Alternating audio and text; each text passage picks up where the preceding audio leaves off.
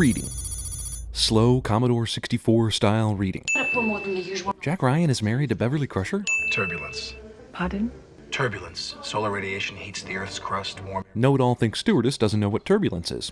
Why are the tray and dishes rattling but his hands in the magazine are perfectly still? She decided that it would be enough if we were to buy one for Stanley. Jack refers to Stanley as if Admiral Greer should immediately make the connection that he's a teddy bear. Who's Stanley? Stanley's a bear. Wow, that's an amazing revelation. One that requires a lot of thought and contemplation. Sean Connery's hairpiece. This safe has 2 knobs on it, presumably for 2 different people with 2 different combinations, but Ramius opens it with 1 knob. Also, this combination apparently only takes 2 quick turns. This is the 1984 equivalent of making your password password. Why the need to burn the paper at all? But it's not like anyone was going to go looking for a mysterious second set of orders they didn't even know existed. How was Jack let into the shipyard without a hard hat in the first place? The reason for having 2 missile keys is so that no one man... I will try to forget your comments when I present my report. You mean the comments where I suggested we follow the rules? Wow, this unimportant cook's assistant character sure gets a lot of screen time. These guys are terrible at singing, but then suddenly are an angelic choir. 1 minute he was steady, 4,000 yards off the bow, and... Does this look like 4,000 yards to anyone? I got a line on those doors. Jack had to get top secret clearance for his red-headed buddy in order to tell him about the doors, but now he's just blurting out in public about them. Who's giving the briefing? You are. Admiral Greer is a dick to unprepared public speakers. That's her uncle. Whose uncle? Jack Ryan once again asks Greer to guess what the hell he's talking about. I'm a politician, which means I'm a cheat and a liar. And when I'm not kissing babies, I'm stealing their lollipops. But it also means I keep my options open. How is keeping your options open counter to being a cheat, liar, and jerk to babies? Possible, but not recommended. Discount Pavel Chekhov. In which I announced our intention to defect. God, why? When he reached the New World, Cortez burned his ships. Why doesn't he just say, listen, we need the Americans involved if we're going to succeed, but to get them involved, the Russian fleet has to do something incredible. Instead, he tells some story about Cortez, and it doesn't pay off for the viewer at all. Also, Cortez didn't actually burn his ships, he sank them, and a well-read master like Ramius would know this. Mach plus 8 seconds, plus 9, plus 10 seconds. Right full rudder, reverse. These supposedly highly detailed maps of the canyons are off by a full 30 seconds. I seen me a mermaid once. I even seen me a shark eat an octopus.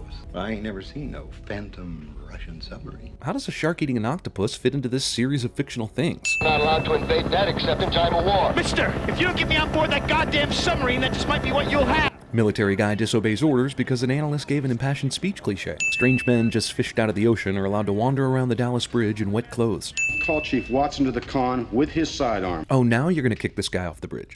All back full. The last time the Red October did a Crazy Ivan, the Dallas had to shut down everything quickly in order to stay quiet and undetected. Console, not Crazy Ivan. All stop, quick, quiet.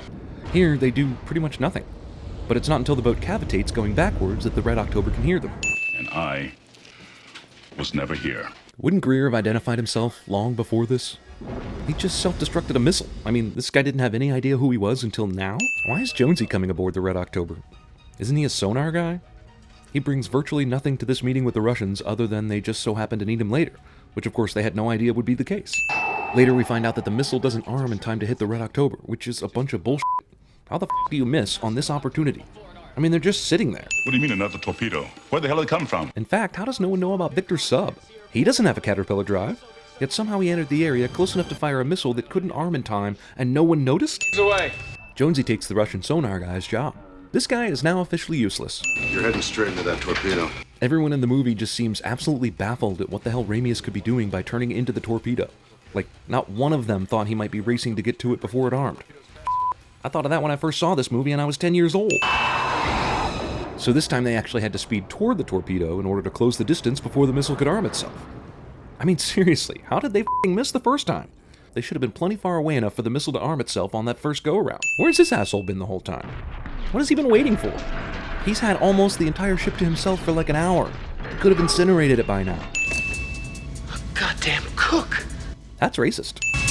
Again, what is this asshole waiting for? If you need to destroy the ship, just do it already. My grandfather told me to fish off that island right over there. Well, that's oddly convenient timing. There's a river, not unlike this one, where my grandfather taught me to fish. Finally! Thank God these characters have something in common to bond over. Otherwise, I'm not sure how this movie really feels complete.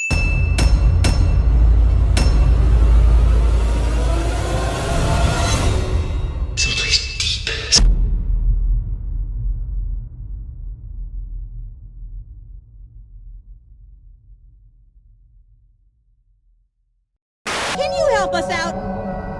Come on, little fella. Come on.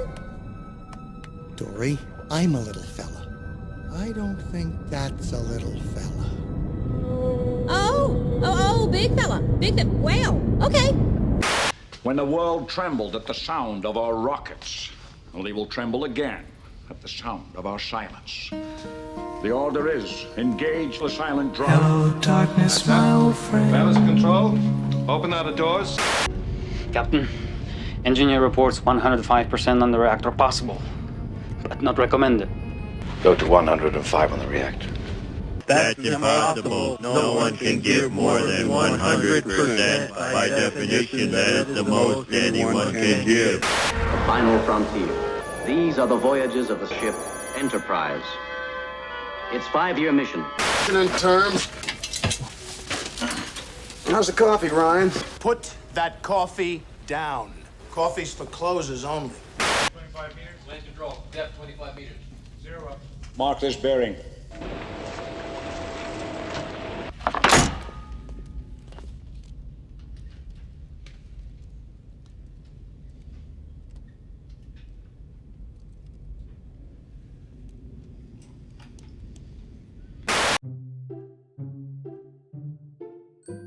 You know what's easier to find than a silent nuclear submarine hiding in the ocean? I will find him! A good book.